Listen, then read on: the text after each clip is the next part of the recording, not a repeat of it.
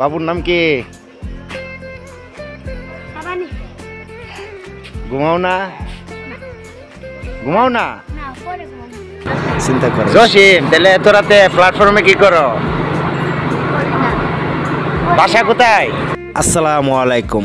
Brahmanbaria railway station, গভীর রাত 2:30 বাজে, শীতের রাত। কিছুদিন আগে যখন শীত আসছিল তখন ভিডিওটা করেছিলাম।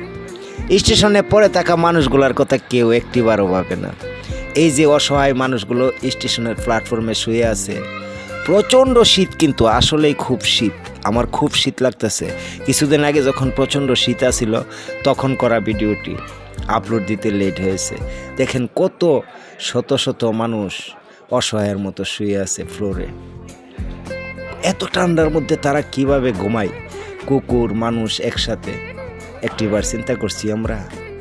আসলে এদের দিকে তাকাইলে জীবনের প্রতি আর কোনো অভিযোগ থাকার কথা না, কিন্তু কে তাকাবে এদের দিকে? ওরা ঘরহারা, বাড়িহারা। আসলে এই যে পথ শিশু, এক শিশুর কোলে আর একটা ছোট্ট শিশু, অনেক ফুটফুটে, আমি দেখছি, আমি কথাও বলছি তাদের সাথে। আহারে কতটা কষ্টের, কতটা আসলে কষ্টের একটিবার চিন্তা করে দেখেন। খুবই খারাপ লাগে আসলে এইসব দেখতে, কিন্তু কে দেখবে তাদের? বাবুর নাম কি? তোমার কি ভাই না বোন? ঘুমাও না? ঘুমাও না? এই পথ শিশুদের দেখার যেন কেউ নাই। কে কাকে দেখে এই দুনিয়ায়? সবাই যার যার গন্তব্যে যাওয়ার ধান্দায়, যাওয়ার জন্য ব্যস্ত।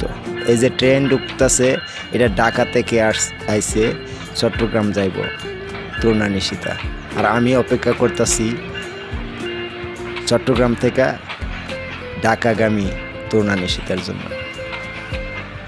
আসলে এত রাত 2:30টার উপরে বাজে, চিন্তা করে দেখছেন, প্রচণ্ড শীত, প্রচণ্ড ঠান্ডা, চতুর্দিকে কুয়াশা ঢাকা। কেউ গন্তব্যে যাওয়ার ধান্দায়, কেউ ঘুমানোর ধান্দায়। ঘর নাই, বাড়ি নাই, কত লোক প্ল্যাটফর্মে ঘুমায় আছে। আসলে এদের কথা চিন্তা করার মতো কেউ নাই। এই যে এত গভীর রাতে এক মা বস্তা মাথায় হাঁটতেছে, চিন্তা করছেন একবার কতটা কষ্ট তাদের? আমরা কেউ চিন্তা করি না তাদের কথা, আসলে তাদের কথা চিন্তা করে। জসিম, তাহলে এত রাতে প্ল্যাটফর্মে কি করো? বাসা কোথায়? বাসা?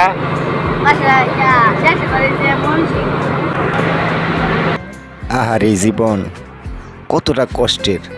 কেউ গন্তব্যে যাওয়ার জন্য ব্যস্ত, আর কেউ জীবনের তাগিদে কত অসহায়ের মতো পড়ে আছে প্ল্যাটফর্মে। এদের কথা একটিবার চিন্তা করা উচিত।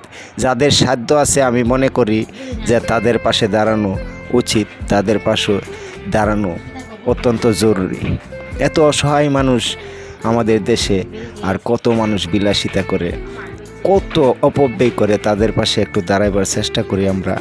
যাদের সাধ্য আছে, আমি মনে করি প্ল্যাটফর্মে পড়ে থাকা মানুষগুলোর পাশে দাঁড়ানো খুবই দরকার। এইসব দেখলে খুব কষ্ট লাগে, খুবই কষ্ট লাগে। এই যে ট্রেন যাইতেছে চট্টগ্রামের উদ্দেশ্যে, চাইরা দিছে, যার যার গন্তব্যে পৌঁছে যাবে, এদের কথা কেউ মনে রাখবে।